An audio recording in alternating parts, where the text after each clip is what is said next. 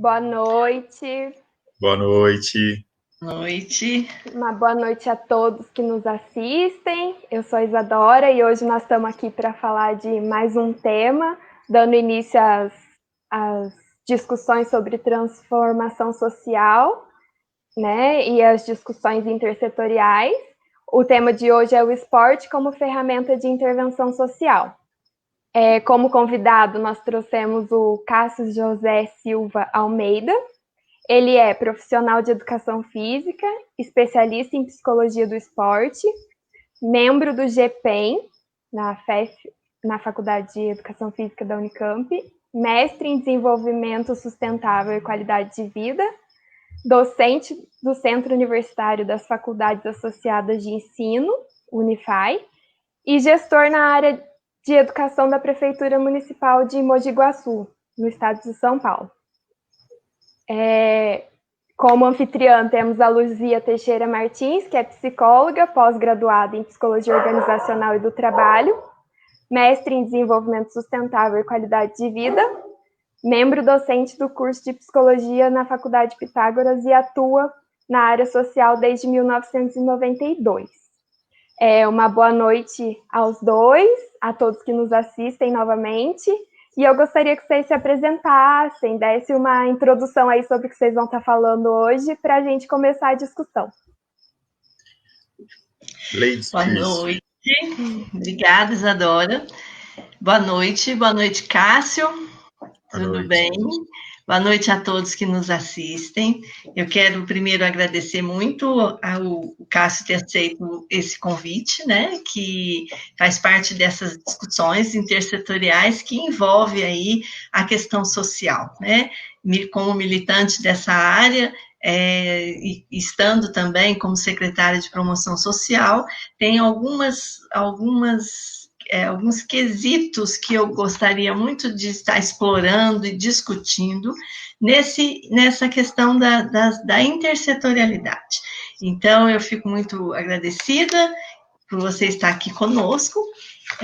Vou abrir, se você quiser dizer algumas palavras iniciais, e depois eu vou transcorrendo e tirando com você, que está aí, né? Nós fomos colegas de mestrado, estudamos juntos, nossos caminhos foram para a docência, isso é uma coisa que a gente nunca imaginou, né? Nós não imaginávamos que fôssemos seguir para esse caminho, e estamos aí responsáveis por discutir essas questões de empoderamento, de transformação, né? Então, muito obrigada por estar aqui. E se você quiser dizer algumas palavras, depois eu vou trazer aí essas discussões. Obrigado, Luzia. É um prazer, não precisa agradecer. Eu acho que é sempre um prazer a gente poder falar um pouquinho da nossa profissão, da nossa história e linkar isso a questões sociais de grande relevância, né? Sem dúvida nenhuma, o esporte ele é uma ferramenta de construção da cidadania, de oportunização para os jovens, crianças, isso é indiscutível. Para falar um pouquinho da minha experiência, como a Luzia bem colocou, eu já atuei, né, atuo hoje como gestor, mas já atuei durante um bom tempo como professor e trabalhei em bastante escola com características vulneráveis, então a gente percebe essa imensa importância das práticas corporais e esportivas, né, para essas crianças que vivem principalmente nesses ambientes, que muitas vezes dificultam o desenvolvimento por falta de oportunidades, né, sejam elas sociais, culturais, esportivas e até educacionais. Então, sem dúvida nenhuma, discutir o papel do esporte, né, para o crescimento, para a oportunização, é fundamental, é fundamental. Hoje eu tenho a oportunidade de estar aí atuando no ensino superior, faço parte do GPEM, que é esse grupo de pesquisa em psicologia do esporte e neurociência. Ele é coordenado pela professora Paula, que é uma psicóloga, importante falar isso, e lá a gente discute questões que caminham também para a área social, né? Apesar de ser uma linha que o pessoal às vezes acha que o esporte é mais voltado para o rendimento, não, o esporte e a educação física de forma geral, ela tem um leque muito grande, tá? E, sem dúvida nenhuma, a oportunização das práticas é uma das grandes filões desse leque. Muito bom. Comecei a gostar da história, né? Do rumo que tá dando as academias, né? Evidenciando a importância do esporte. Neste contexto, né? No Brasil, né? Ele se formou aí desde o seu início, graças assim a muitas misturas, né? De raças, desde que o seu descobrimento. E o tratamento, né, à população sempre foi de acordo com a classe social.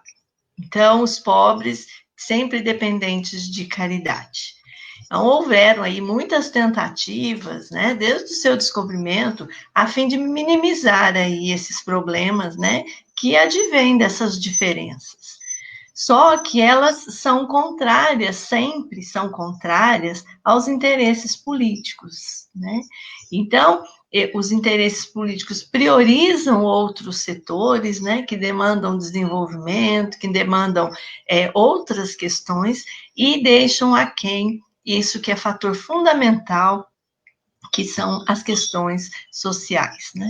Então, apenas com a Constituição de 1988, que o Brasil vem se consolidando, né, nessa necessidade de elaborar essas várias políticas públicas, dentre elas o SUS e o SUAS, né? Hoje eu vou me ater ao SUAS, né? Que vem aí na garantia do direito a todos a quem dela necessitar, né? Então, nós vamos ter hoje nessas questões sociais, não vou entrar na questão da saúde, apesar de saber o quanto é benéfico, né, a questão do esporte, da atividade física para a saúde, mas eu vou ater aqui só nessas questões sociais. Então, esse termo que nós usamos atualmente com bastante frequência, que é a inclusão social ou agente de transformação social, ele se refere à possibilidade de dar a todas as pessoas, né, independente das diferenças, os mesmos direitos e oportunidades. Então, qual que seria o papel primordial do esporte, né, nessa inclusão ou nessa transformação social? Eu gosto dessa discussão voltada para a transformação social, porque o que a gente observa, né, que quando a gente vai pontuar historicamente a nossa história, né, do Brasil, nós vimos que parece que as coisas não mudam, né, que essa diferença, fica legitimado que pobre não pode ter acesso, que pobre não pode passar em determinados lugares da cidade, que o pobre tem que ficar lá no bairro onde ele mora. Então, isso é um incômodo muito grande, né, que me incomoda demais, e essa questão dessa discussão da intersetorialidade é que devolve, né, a cada um desses setores a sua corresponsabilidade, para que, hoje nós não falamos, quando a gente diz, né, projetos sociais, eles não estão relacionados à assistência social. A assistência social, ela é uma política que ela vem aí dar a garantia, né, do acesso, a garantia de direitos, né, a garantia do acesso a todos esses serviços, de forma igualitária, equânime, né, não é nem igualitária, é equânime, todos devem acessá-lo, né. Então, eu gostaria que você falasse um pouco sobre isso. Qual que é o papel do esporte nesse? Muito boa a sua fala. Na verdade, o esporte ele tem uma característica que é essa aceitação global, né? Eu falo que a primeira experiência esportiva que os meninos têm é na escola, e eu acho que vale ressaltar aqui que quando fala-se em esporte, a maioria já pensa no futebol, até por uma característica cultural brasileira, né? Mas se a gente for pegar o esporte profissional, por exemplo, o pessoal que ganha como jogadores aí profissionais 100, 200, 300 mil, isso é menos de 1% da população dos atletas. Quer dizer, grande maioria não ganha 2, 3 salários mínimos, tá? Então, acho que isso é um fato muito importante. Para a gente que está muito linkado à questão da educação, da viabilidade do esporte como ferramenta educacional, o esporte ele se divide em três principais pilares, que é o esporte educacional, o esporte de participação e o esporte de alto nível, de alto rendimento. Tá?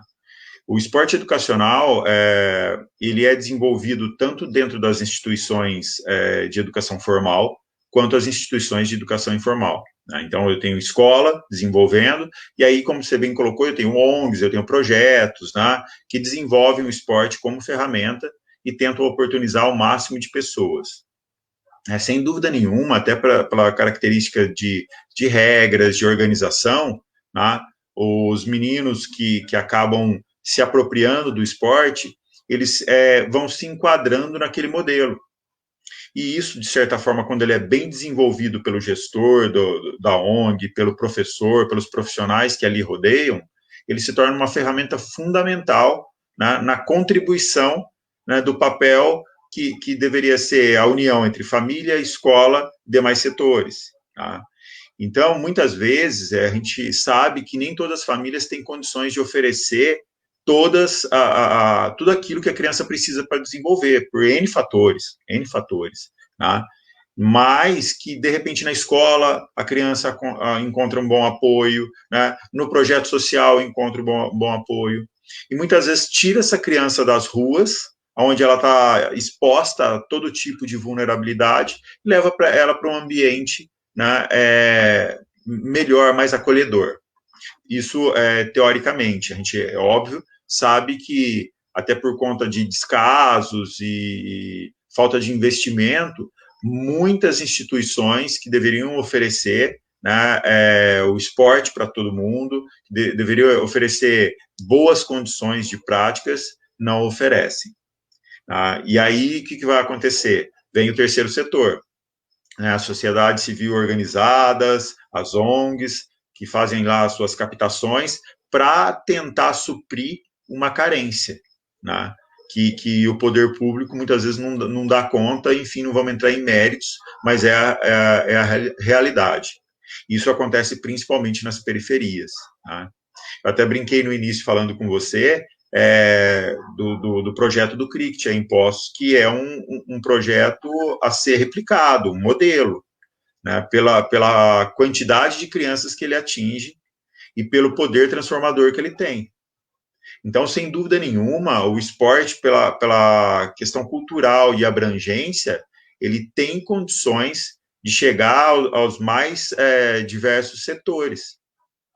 O que precisa e deve se tomar um cuidado é em preparar quem vai lidar com esse esporte, quem vai lidar com essas crianças.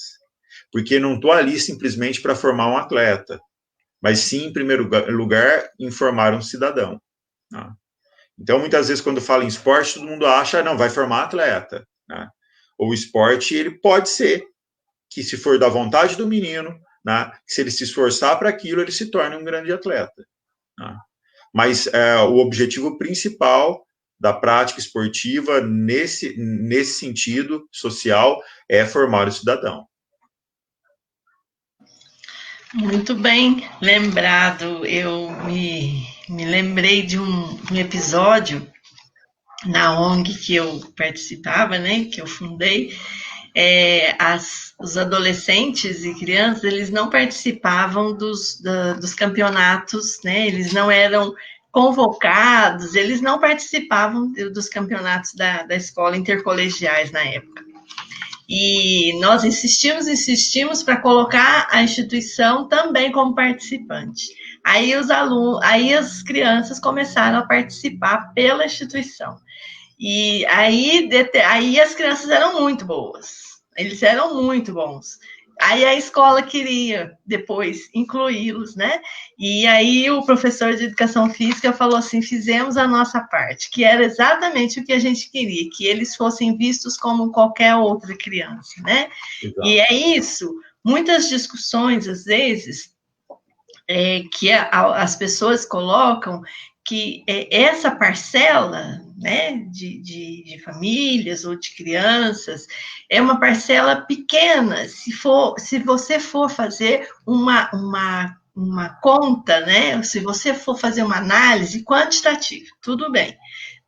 Se você for fazer uma análise quantitativa, em percentil, essa parcela é pequena. Só que essa parcela pequena que me incomoda. Por que ela não tem acesso? Né? Então, nós precisamos fazer uma análise no aspecto qualitativo. E se é um direito de todos, por que esses estão de fora? Né? Então, é isso, por isso a provocação dessas discussões, né? Porque quando você diz é uma formação para cidadãos, né? Por que um está fora dessa participação? Né? Por que esse não tem o direito de optar se quer o cricket, se quer o futebol, se quer a natação, se quer o vôlei, se quer o basquete, o que é? Por que a gente não pode também oferecer a ele essas oportunidades? Num ambiente adequado, né, que ele consiga sentir, né? E são memórias, né, psíquicas que perpassam, ficam na vivência do adolescente, né? Eu já vou para os meus 60 anos, e até hoje, quando eu passo perto da Caldense, que tem jogo lá da quadra, aquele barulho do apito da quadra, da bola batendo, me remove. Eu tenho uma memória, me volta lá quando eu era adolescente, participava daquilo. Né? Então, por que essa oportunidade não é dada a todos? Né? Então, hoje eu vou te apertar aqui. Né? Então, essa inclusão social, né, que seriam todos poderem participar, ela é uma ferramenta muito importante quando a gente pensa na questão de controle social, né? Seria um controle social responsável por atuar nessa garantia de direitos a todos os cidadãos, né? Nessa manutenção para um regime aí político de forma igualitária, equânime, que é o que a gente vem dizendo, né? Então, ele se compõe aí, ele se dá, né, com medidas que sejam direcionadas, né, principalmente a esses que estão excluídos, né? Por quê? É o que você disse, foi muito bem colocado. Às vezes, a família não tem condições de dar o que ele necessita para praticar aquele esporte, né? Então, aí que vem o nosso empenho, né, em proporcionar a tantas condições como para qualquer outro, né, para que ele consiga. E muitas vezes ele é excluído pela deficiência física ou mental, pela cor da pele, pela orientação sexual, né, a questão de gênero, pelo poder aquisitivo. Então, essas ações, né, elas possibilitam aí, impossibilitam aí o acesso, né? Então, é isso que eu queria dizer. Às vezes, esse acesso à educação, emprego, renda, lazer, esporte, né?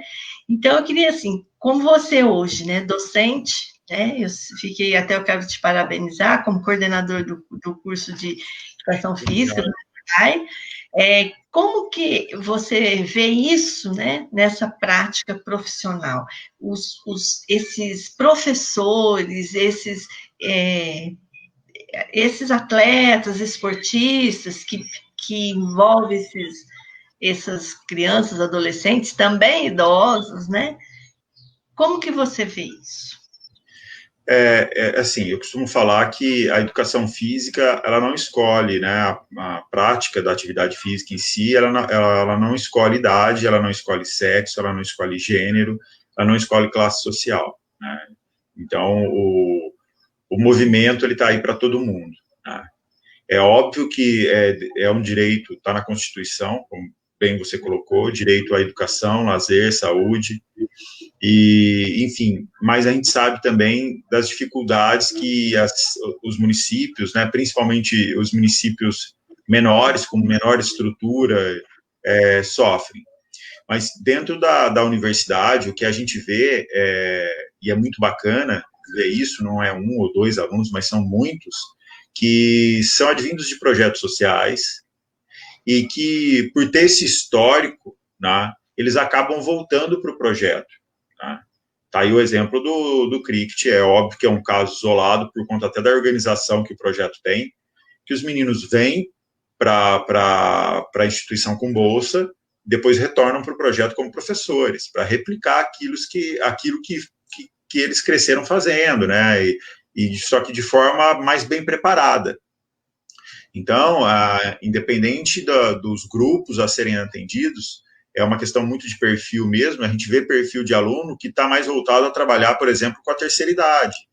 A gente tem a população brasileira aí cada vez envelhecendo mais, né? A idade, né? Até para o avanço da saúde, da alimentação, melhoria da qualidade de vida, as pessoas estão vivendo mais, a expectativa de vida aumentou muito. Então, essa é uma população que só tende a crescer. Então, dentro da própria instituição, a gente abre discussões para atender essa população especificamente, né? Com relação às outras, a gente fala muito hoje das minorias, né? De dar voz, dar participação às minorias, na instituição e no curso de educação física, isso é visto como muita naturalidade, porque não é o gênero, não, é a pessoa, é ela que importa, é o cidadão.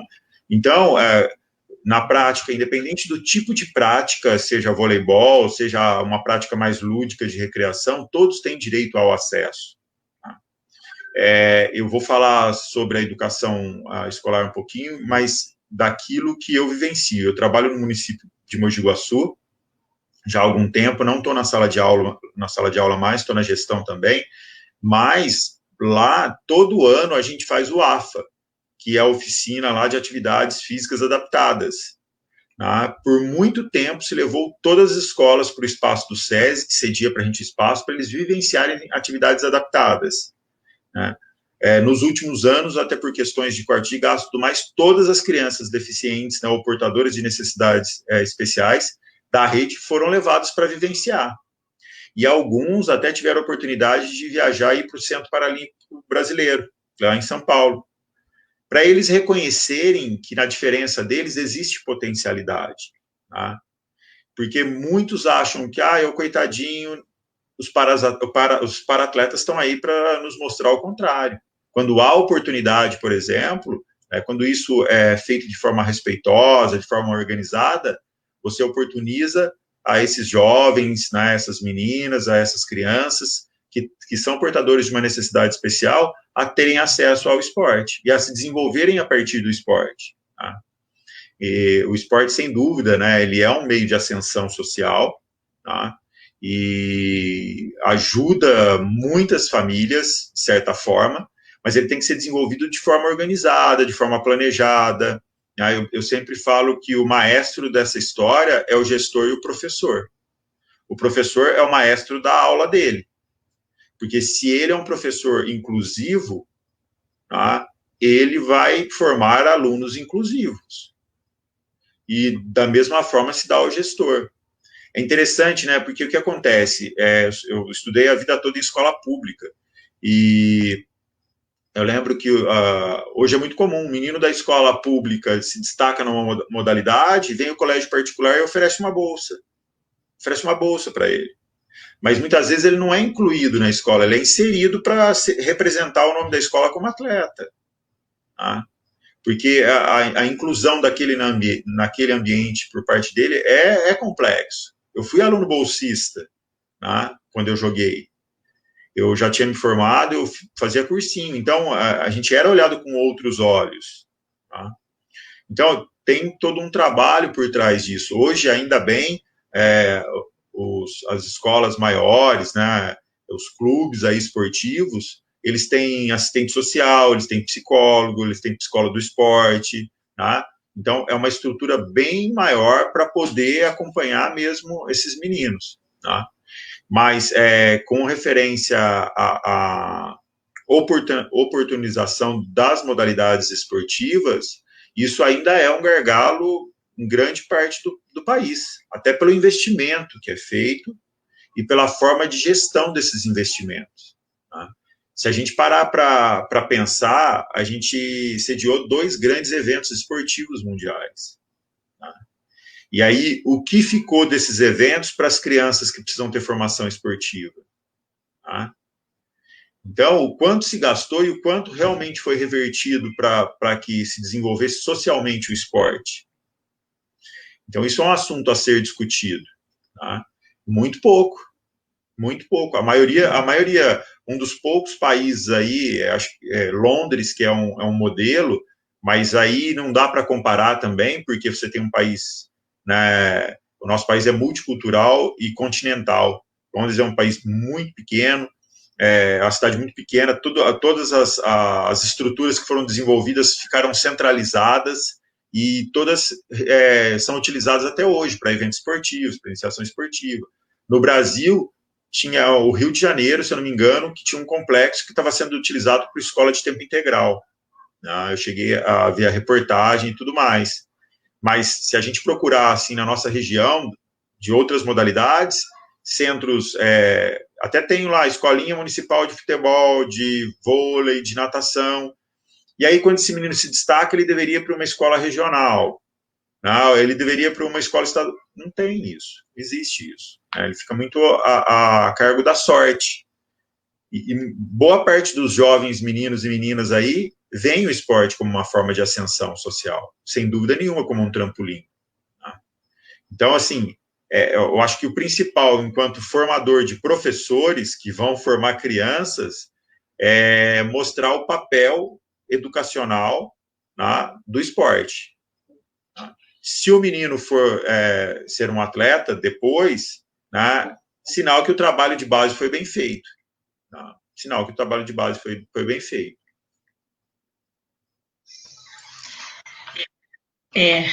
Tem muita coisa a ser feita É uma ainda, discussão né? sem fim. Os investimentos.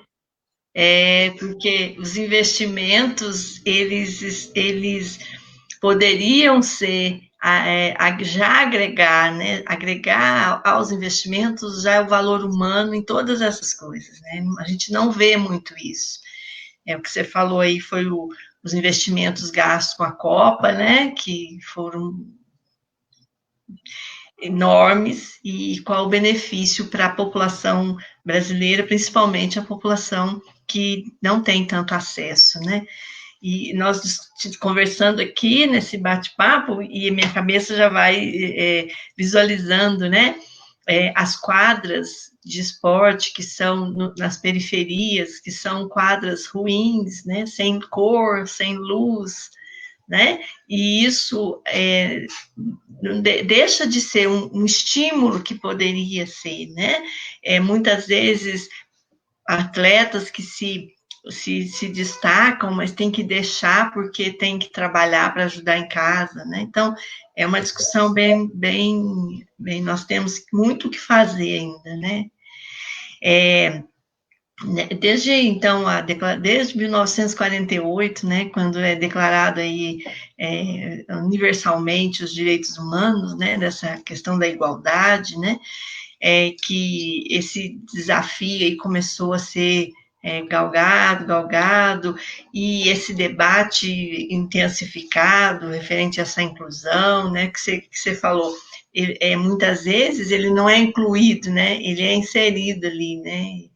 Eu achei fantástico que você vivenciou isso na sua prática. Então, não foi ninguém que falou, vivencie. Então, o preconceito, ele existe, ele é velado, essa questão da... E o que eu posso estar enganada, você me corrige, mas enquanto na ação do esporte, isso não aparece, né?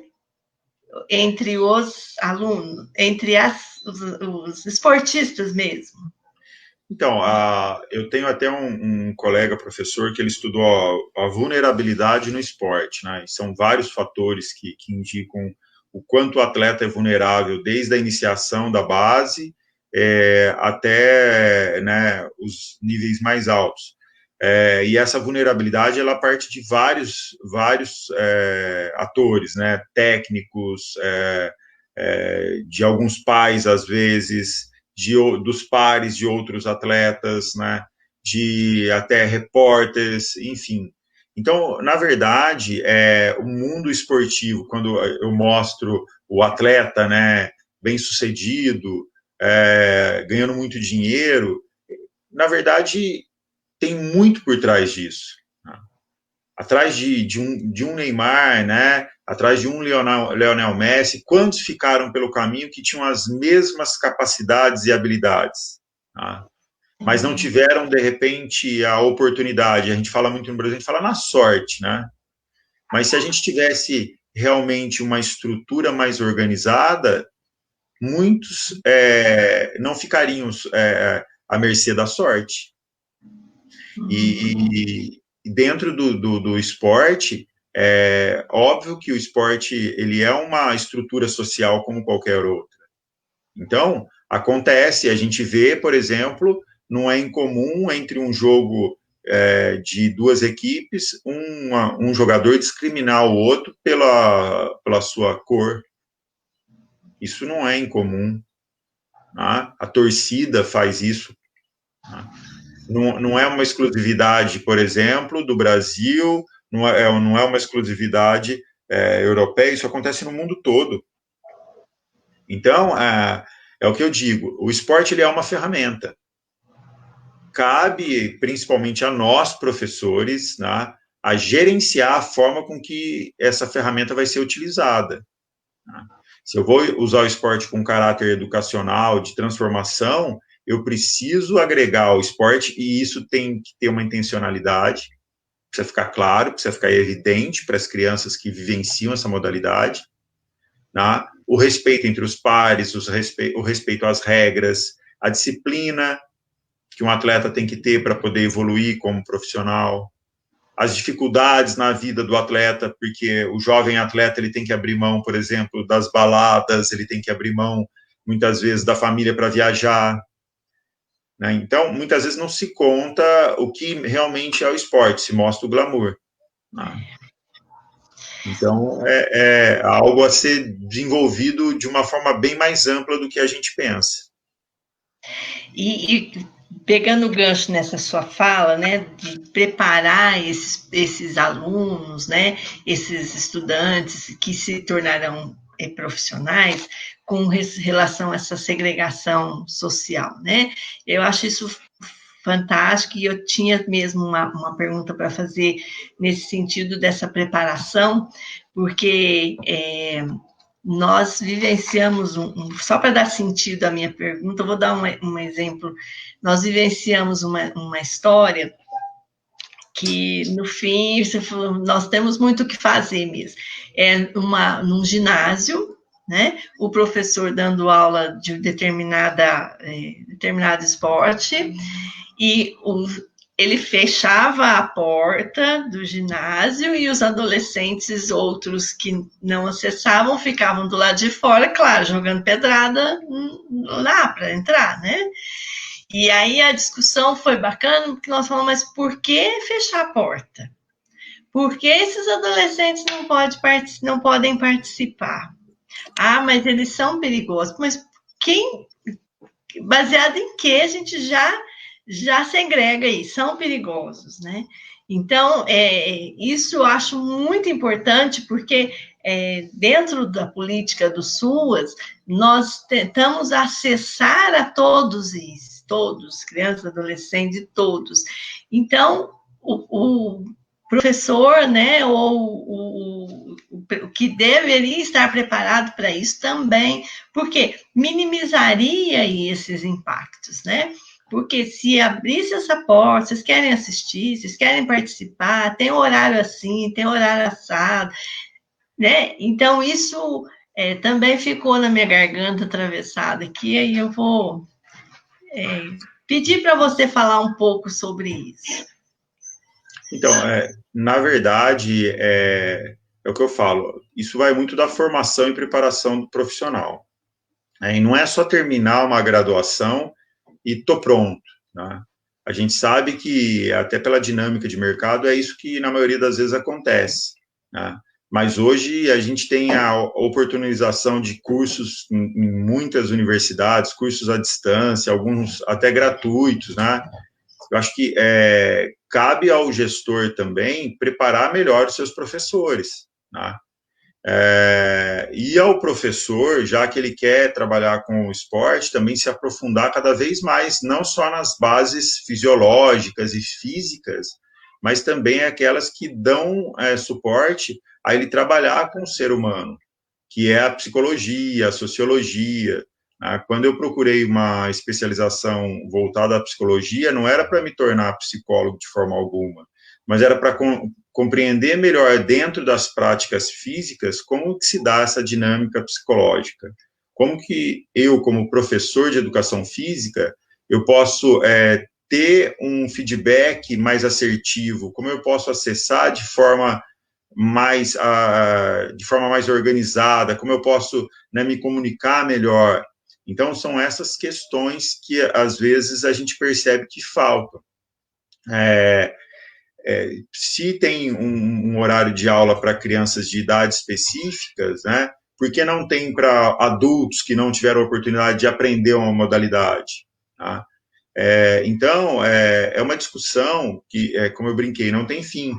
Porque hoje o que a gente vê na maioria das cidades, principalmente as menores, né, que eu digo as menores porque geralmente as cidades maiores têm grandes clubes, né, esses clubes eles oportunizam o esporte, e aquilo, é óbvio que é interessante para eles pegar aqueles meninos que de repente não têm condições de pagar, mas são bons atletas e trazer para o clube, né? Tem muitas instituições parceiras que acabam de uma forma ou outra, suprindo. Nas cidades menores, isso não acontece. Fica tudo muito a cargo da prefeitura. Né? Ou da boa vontade de um professor voluntário que ensina o futebol, que ensina o vôlei, que a gente sabe que não é a melhor estrutura. Então, quando a gente vai discutir política pública e esporte, a gente tem um gargalo muito grande, que não é do governo A, B, C, D, isso já vem há muito tempo acontecendo. Tá? E é óbvio que eu vou defender, ele está defendendo o lado do esporte e tudo mais, é porque a gente sabe que a prática corporal, além dos benefícios físicos, né, tem outros muitos benefícios que vêm por trás disso, tá? Que são os psicológicos, que são os sociais. E a gente sabe que tirar o menino da rua e colocar ele na quadra, ensinar ele uma modalidade esportiva, mostrar o quanto ele tem de potencial e o quanto ele pode ser produtivo através de algo que ele gosta, isso é fundamental. O problema maior será que realmente quem gere a coisa toda está interessado em ponderar, foi muito usado, né, esse termo, porque quando você se torna um atleta, você respeita as regras, você respeita o outro, você aprende a se colocar, quando isso acontece, você não é mais ninguém, você se torna alguém, tá? Você ganha importância. E é isso que muitas vezes esses jovens, essas crianças precisam sentir, né? Essa sensação de pertencimento mesmo, de ser um indivíduo socialmente reconhecido. Nossa, até arrepia. Esse é o sonho, né? Que todos os nossos jovens tenham essa oportunidade, né? E muitas vezes nós, enquanto profissionais, precisamos esse diamante está ali. Nós precisamos tentar lapidá-lo e trazer, porque ele precisa acreditar nessas potencialidades dele também, né?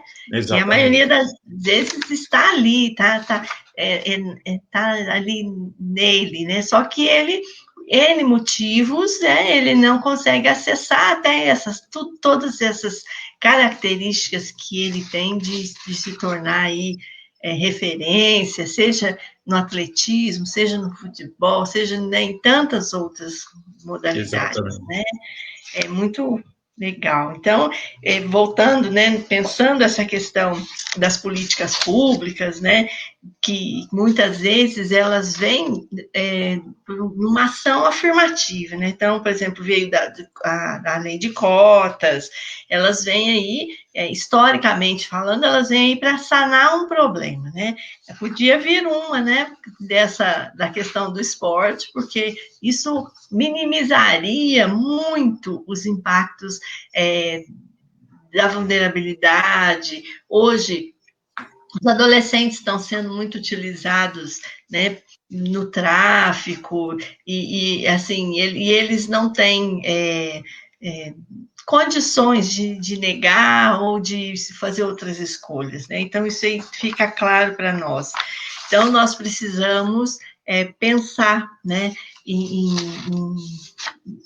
estabelecer mesmo leis, critérios, né, para que a gente possa atendê-los, né, nessa dinâmica deles.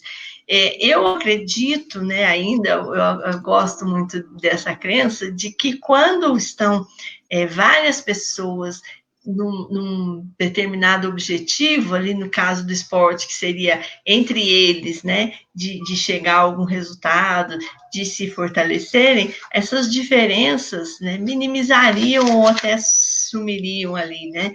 Então, hoje nós temos a questão da pessoa com deficiência, as questões dos LGBT que sofreram tanto aí com a homofobia, a questão que nós já falamos, né, das vidas negras que importam, né, dessa questão aí. Então, a legislação brasileira aí, ela já melhorou, né, enquanto legislação, a gente observa isso, já avançou um pouco, no entanto, já tem o que é crime, né, se fizer ou não fizer, mas a gente já observa, e que você também citou, a questão dos Paralímpicos, né? O quanto eu tive a oportunidade de conhecer o Clodoaldo da natação, né? Sim. Fantástico ele trouxe assim, quando ele trouxe o momento da escolha do esporte que ele conseguiria fazer, né? Então, ele trouxe essa vivência, e você percebe mesmo isso na sua prática, essa evolução? Então, sim, a gente percebe que, eu vou falar pelas experiências que eu vivencio, principalmente mais dentro da escola, que, assim, é uma coisa que mudou muito. As crianças portadoras de alguma deficiência, durante muito tempo, eu até trabalhei na PAI, tinham pais que até escondiam os filhos, né? Eles escondiam, não levavam, não garantiam a oportunidade de levar esse menino para a escola, enfim, né? E isso mudou muito, né? A gente tem grandes instituições aí, o Centro Paralímpico que tem lá em São Paulo, ele foi um dos ganhos das Paralimpíadas no Brasil. Ele é um dos mais modernos da América Latina, aí está entre os melhores do mundo, e muitas crianças de escola têm acesso a ele, por exemplo. A gente desenvolve algumas atividades na própria escola para identificar crianças que têm a vontade de praticar a modalidade, mas o fato é que nem todos têm condições realmente, tá? É óbvio que a questão, por exemplo, da vulnerabilidade, do distanciamento, dos espaços esportivos, que nem sempre está no bairro, então a criança teria que se deslocar, são várias as questões, né? E isso passa, dentre todas as questões discutidas, o próprio profissional, às vezes, né, ou o gestor, tem dificuldade de captar recursos. A gente sabe que hoje a captação de recursos, ela depende de várias regras específicas, né? Então, eu tenho que ter lá alguns anos de trabalho já desenvolvido, eu tenho que ter, né, todo um trabalho que é comprovadamente, né, mostrado na área social, para poder me inscrever e poder captar esse recurso. Geralmente, a escrita desse projeto, ela demanda uma certa organização, um certo tempo, e muitas vezes as instituições menores, que até começam com alguns voluntários, não têm essas condições, né? O ideal é que se tivesse também uma instituição, uma estrutura que acolhessem essas pequenas instituições para ajudá-las nesse fomento aí, tá? Então, a gente tem leis de incentivo ao esporte, né, tanto municipais como estaduais, como federais. Mas isso está muito ligado mesmo à capacidade técnica de se produzir, né, toda aquela documentação para que esse recurso venha. E nem sempre existe esse preparo. Isso é uma questão assim, que pega muito. Dentro do curso de graduação, os meninos têm lá uma disciplina específica de gestão que fala sobre isso, né? Sobre essa organização, sobre essa captação de recursos. O fato é que, assim, até por questões culturais mesmo, tá? A maioria dos jovens, eles querem se formar, ir para a academia, outro quer ser técnico, né? Então, acaba influenciando também. Mas, sem dúvida nenhuma, se o gestor público tiver o interesse e quiser transformar, né, demanda anos. A gente sabe, você melhor que eu, que atua há tantos anos na questão social, o quanto é difícil você captar recurso, o quanto é difícil você arrumar bons parceiros, né, porque ajuda ali um mês, outro mês já fugiu e aquela história toda, né? Então, isso são questões que entravam demais o esporte social, digamos assim, né?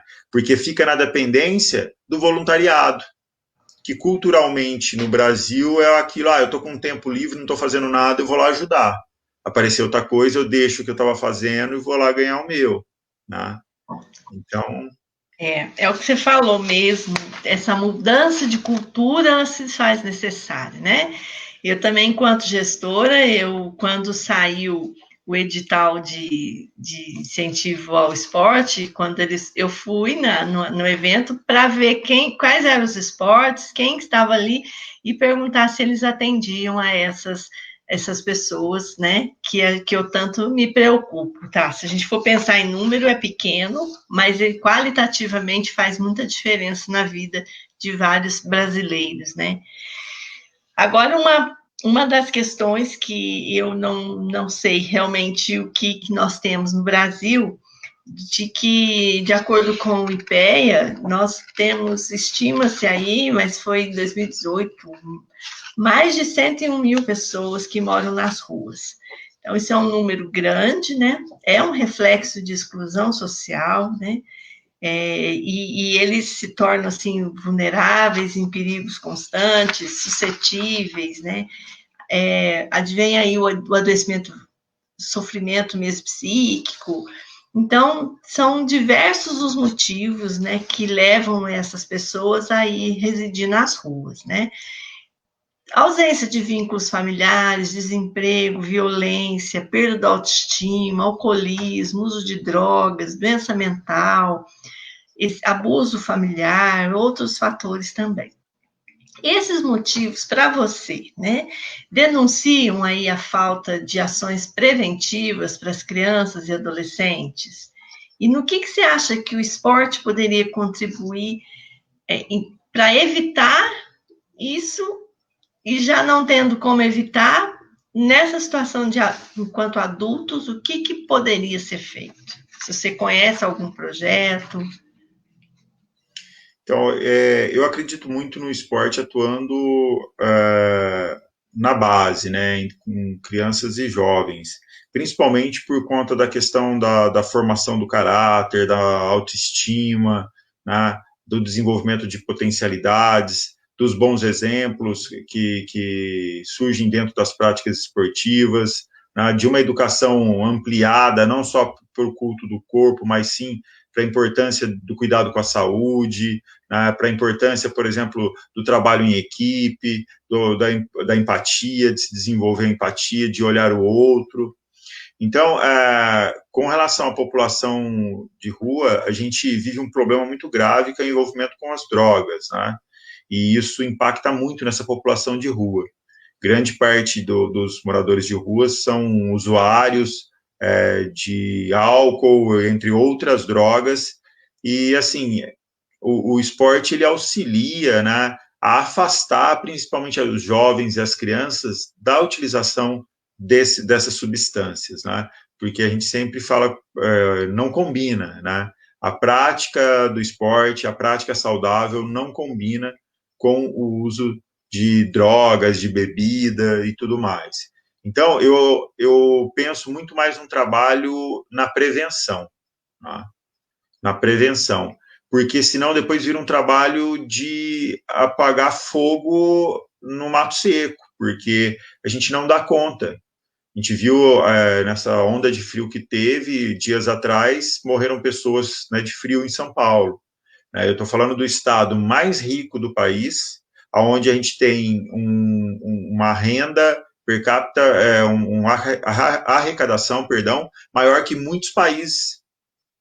Ou seja, no estado mais rico do país ainda morre gente de frio nas ruas. No estado mais rico do país ainda tem criança fora da escola. Tem criança trabalhando no estado mais rico do país. Se a gente der uma busca lá na Fundação SEAD, onde estão alocadas muitas informações referentes ao próprio censo, né, mas são informações sociais, a gente vai achar crianças fora da escola em idade escolar. Umas creche, que é o gargalo de todas as prefeituras, tem fila de espera. Então, é óbvio que o esporte ele é uma ferramenta importantíssima, né, que pode auxiliar aí muito na questão da vulnerabilidade social, né, no desenvolvimento do cidadão, mas a gente precisa de políticas públicas agregadas, complementares, né? Não é só o esporte, não é só a cultura, não é só a educação. Mas essas três engrenagens são fundamentais para o bom desenvolvimento do cidadão. Porque também nem todo menino quer ser atleta, quer jogar bola, ele quer tocar violão, ele quer cantar, ele quer ir para o teatro. Se eu não levo em conta essa questão até das múltiplas inteligências, né, aí fica muito complexo, porque só o esporte não dá jeito, só a cultura não dá jeito, tá? Só a educação não dá conta. Então, eu preciso, sim, que essas engrenagens, elas trabalhem juntas, tá? E cada vez mais a sociedade civil vai ter que se envolver. Eu acho que nessa quarentena isso ficou muito claro. Muitas pessoas se envolvendo no voluntariado, muitas pessoas doando um pouco do que tinha, e isso é um caminho sem volta. Isso é um caminho sem volta, porque a gente percebe que há uma reclamação, óbvio, né, do governo, disso e daquilo, mas o que eu, enquanto cidadão, faço para auxiliar alguém? Né? Em que eu me dou para auxiliar alguém? Isso também acho que é importante, a gente mudar um pouco dessa cultura de só cobrar, de oferecer algo também. Muito interessante. E o mais interessante, né, entre tudo que você disse, quando você fala da importância do esporte, cultura, educação, eu acrescentaria trabalho, moradia, né? Porque e de forma intersetorial, integrada, né? Porque não adianta que o problema não é de um ou de outro. Inclusive, você finalizou, socialmente falando, todos nós somos responsáveis. Exatamente. Né? E aí, essa corresponsabilidade pelo setor de cada um de nós cobrar também, né, ações que estejam em consonância com esse desenvolvimento, né? Exato. Porque essa inclusão social, ela é fundamental para a questão da manutenção da nossa democracia, né? Então, eu acho importante essas discussões que a gente está fazendo. Eu considero o esporte um agente significativo para essas mudanças de olhares, né? E vão contribuir para a valorização do ser humano, né? Sim. Então, é algo que não tem fim, né? Nós temos aí muito, muito, muito, mas acho muito bacana e eu acho legal que o diálogo, ele não deu respostas, né? Nós apresentamos aí várias ferramentas, vários problemas, porque quando a gente fala de transformação social, finalizando e endossando o que você disse, primeiro nós temos que transformar nós mesmos, né? Ressignificar nossos valores, ressignificar aí as nossas crenças, os nossos conceitos acerca de tudo isso, porque essa transformação a partir de nós mesmos vai refletir no que nós vamos fazer socialmente falando, né? Isso. E ainda mais sendo responsáveis, né? Como professor, sendo responsável como gestor, sendo responsável aí, estar de frente com esses problemas. E não querer falar, não, esse aqui vamos esconder ele debaixo do tapete, porque isso não tem jeito mais. Então, o que eu não fiz que gerou esse problema? Essa pessoa que está em situação de rua, por que ela se tornou uma pessoa em situação de rua? O que faltou lá, né? E aí essas ações integradas vão minimizar aí os impactos na questão da vulnerabilidade, né? Mas temos muito o que fazer, né? Sim, sem dúvida alguma. Eu acho que a discussão vai no caminho de que se cada um fizer um pouquinho, né, esse abismo diminui. Durante essa pandemia ficou muito claro o abismo social que existe, né, em vários setores. Eu falo pela educação pública, as escolas não estavam preparadas para ter o uso da tecnologia, os alunos sequer tinham internet em casa, né, então, como que estuda à distância? Pensando numa escola que deveria ser direito de todos. Então, são vários desafios aí. Eu acho que discutir esses desafios de uma forma aberta é fundamental, porque quando as pessoas se unem, os profissionais se unem, né, em torno de um problema, a resolução desse problema ela se dá de forma muito mais fácil, né? Eu trabalhei com o jogo cooperativo, eu gosto muito do processo cooperativo, né, dessa questão das pessoas se unirem para tentar solucionar um problema. Não é fácil, é um desafio, é um super desafio, né, mas é um dos caminhos aí que até o Harari, né, um dos grandes escritores aí do momento, ele defende muito a questão da cooperação para que a gente saia dessa crise aí pandêmica, né, e financeira mundial. Muito bom.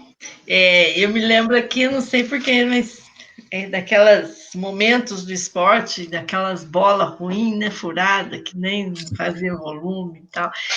Você falou aí não tem internet, às vezes não tem água, né? A torneira está quebrada. Então, assim, nós temos muito o que fazer mesmo, sim, né? Eu trabalhei muito também incentivando a questão da destinação, né, do imposto de renda para o fundo da criança, né? Então, nós precisamos melhorar mais isso, porque tem o formato do pagamento do imposto de renda pelo Simples, ele não dá muita oportunidade para que a pessoa destine os 3% para o fundo da criança, e isso ia ser muito bom, porque é imediato, daria para fazer projetos bem focais ali, de cada município, né? Então, nós temos muito o que discutir ainda, mas o nosso tempo está acabando. Eu queria abrir para a Isadora, né, para ver se tem algum comentário, alguma pergunta, para a gente conseguir aí sanar. Bom, a discussão foi muito proveitosa, né? Tiveram alguns comentários, tanto no YouTube quanto aqui no Facebook. Eu vou ler alguns. Houveram alguns aplausos, o Marcos Paulo da Silva Almeida, a Márcia Freire, a Letícia Maria Silva. E no YouTube, a Flávia Camargo Busatti também comentou que o esporte pode salvar muitos jovens, né? Aqui no Facebook eu vou falar sobre o que eles comentaram mais assiduamente. A Adriana Gomes disse: Andresa, gratidão. A Rita Martins mandou beijos. A Elisa Martins disse que não é só levar para o campo e a quadra, tem que ir além. Como vive essa família? Que estrutura ela tem? Né? E a Michele Veloso disse: quantos atletas de alto nível não puderam ter suas carreiras consolidadas por essa falta de incentivo, acompanhamento e acolhimento? Impostos tem muitos casos, né? Vocês querem fazer algum comentário sobre alguma pergunta, sobre algum comentário, ou eu posso fazer a minha pergunta já, que eu já preparei uma pergunta aqui para você? Eu gostaria só de comentar, sem dúvida nenhuma, se eu não tenho o básico, se eu não tenho o que comer, eu não procuro a quadra para jogar. Isso é o principal, né? Acho que sobreviver sempre vem em primeiro lugar. E, infelizmente, a gente tem muitas famílias que sobrevivem, não vivem. Isso, uma das maiores preocupações em algumas escolas da rede municipal que a gente teve, é que a gente sabe que muitas crianças têm a principal refeição na escola. E no momento pandêmico, que a gente não poderia levar essas crianças para a escola, como fazer, né? E lá no Mogi Guaçu, por exemplo, a gente encaminhou, montou cestas básicas para serem encaminhadas, né, às famílias que mais necessitavam, que são até oriundas de programas sociais, para auxiliá-las. Infelizmente, a gente não consegue ajudar todo mundo, né? Mas é a experiência que eu tive onde eu trabalho. E uma questão, acho que importantíssima também, dentro da educação, a gente trabalhar vários fatores. Um deles, e eu acredito muito nisso, é investir na escola de tempo integral, tá? Numa formação mais ampla, com educação financeira, educação cultural, até para que esse indivíduo tenha condições de se organizar numa vida futura. Isso faz total diferença. Aqui no estado de São Paulo, algumas escolas estão aderindo à escola de tempo integral, mas também a gente precisa olhar isso com muito carinho, porque não adianta enfiar a criança o dia inteiro na escola sem ter, né, as atividades organizadas, planejadas para que ela se desenvolva, porque senão acaba virando um lugar para acumular criança, e esse não é o objetivo. Eu toquei em muitos assuntos também, eu acho que responde um pouco as perguntas, né? Com relação a essa formação desse profissional, né? De que ele esteja realmente envolvido com aquilo que ele está fazendo, né? Que esse trabalho faça sentido para ele, né? Dele estar ali e fazer aquilo, porque é o que eu acho que uma falou, né? Não adianta levar para uma quadra e deixar eles correndo, tem que ter foco, planejamento, né? Propósito mesmo, cobrando resultados, né? A gente às vezes não quer muito falar dessa palavra dos resultados, né? Mas isso também faz parte de uma educação, né? E principalmente de quem está ali realizando esse trabalho, né? E a questão do esporte, de ter apoio, né? Nós vimos também, eu vi aqui antes da pandemia, né? Muitos jovens atletas vendendo bombom no semáforo para conseguir se manter no esporte, né? Isso é terrível de ver, né? Como eu acho terrível ver também ter que ter campanhas para manter as santas casas abertas, né? Enquanto nós temos tanta corrupção, tanto desvio, né, tantos auxílios, né, paletó, ou tantos outros auxílios, e deixam à margem isso. Então, o que eu quero, e você sabe disso, que isso não é monstruoso, não é caro, não é um investimento que, né, não, é porque isso não é prioridade ainda. Exato. Infelizmente, não. Infelizmente, não. Olha o som. Então, agora eu vou fazer minha pergunta, né, para a gente encerrar e para vocês fazerem um fechamento sobre esse assunto. Vocês falaram sobre as diversas formas de segregação no esporte, né? E hoje, na data de hoje, a CBF anunciou que, a partir de agora, os prêmios financeiros e as diárias por convocação terão os mesmos valores para homens e mulheres. Abordando essa questão da discriminação por gênero nesse campo, o que vocês acham que essa mudança representa? Sem dúvida nenhuma, é uma conquista.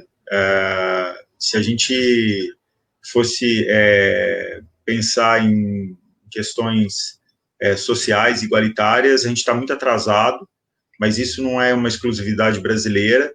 A própria seleção americana briga muito por isso, né, por ser uma seleção de grande evidência também. Infelizmente, no Brasil, a gente não tem, por exemplo, uma liga, um campeonato forte, né? Boa parte dos clubes, eles investem única e exclusivamente nos times masculinos, muito pouco nos femininos, tá? E então, sem dúvida, é um marco. E assim, o investimento para as mulheres ele tem que ser maior também na base. Não adianta só, sei lá, na seleção. Óbvio que é um ganho, né? Mas muitas meninas começam jogando futebol no meio dos meninos, porque não tem equipe de base para menina, né? Tem atleta da seleção brasileira que começou jogando no meio dos meninos, né? Porque o pai teve que brigar para ela poder jogar. Então, assim, sem dúvida nenhuma, é um ganho para o esporte, é um ganho para o esporte feminino que sofre, né? Assim, a exploração não só financeira, mas da própria questão da imagem da mulher, muito explorada, né? Muitas vezes se explora a imagem e não reconhece o esforço e o desempenho daquela atleta, tá? Então, eu acho que é um marco e que venham maiores conquistas, porque é merecedor. O futebol feminino tem mostrado nos últimos anos aí o quanto elas jogam com garra, com esforço, porque mesmo com um investimento muito pequeno em relação ao masculino, elas estão sempre entre as melhores ali do mundo, né? É uma coisa que ou daria uma outra live também, né? Se pensar nessa questão da mulher, né? O quanto ela tem que lutar, né? Para conseguir as mesmas coisas que os homens muitas vezes dão uma piscadinha e já está tudo certo, né?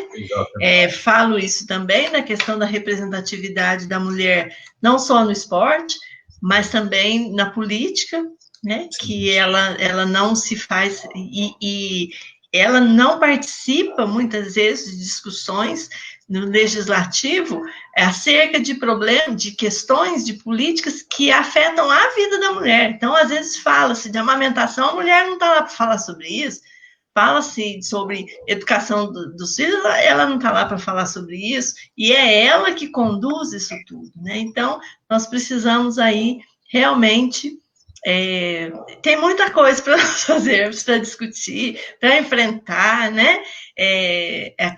Essa questão. Fico feliz de já estar aí meio que sendo visto isso, né? Mas a mulher precisa ter uma longa caminhada pela frente ainda, ela já conquistou muito, né? Mas tem muito mais, tem muita coisa ainda para ela conquistar.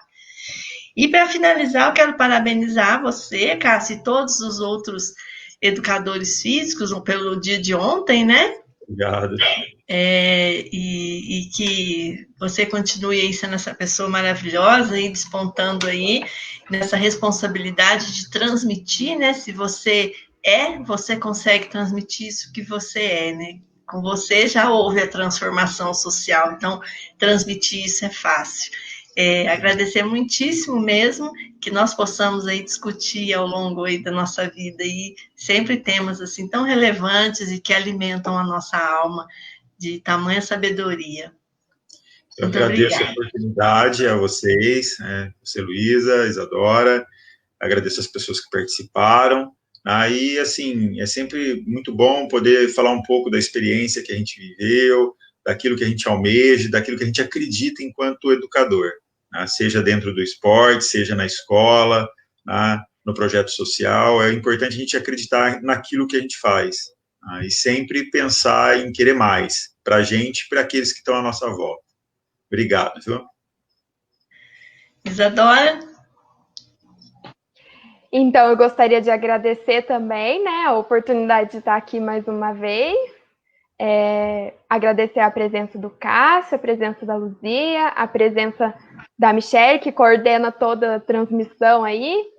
E estaremos realizando outras discussões sobre outros temas, né, desenvolvendo essa nossa comunicação, que em última instância tem sido um pouco comprometida devido ao cenário em que a gente se insere, mas nós temos encontrado um meio aí para conseguir desenvolver o debate sobre temas tão importantes. Então, eu gostaria de agradecer e desejar uma boa noite a todos, boa noite a vocês, e é isso. Então, tudo isso. Muito obrigada. Tchau, tchau. Boa noite. Obrigado. Tchau. Tchau.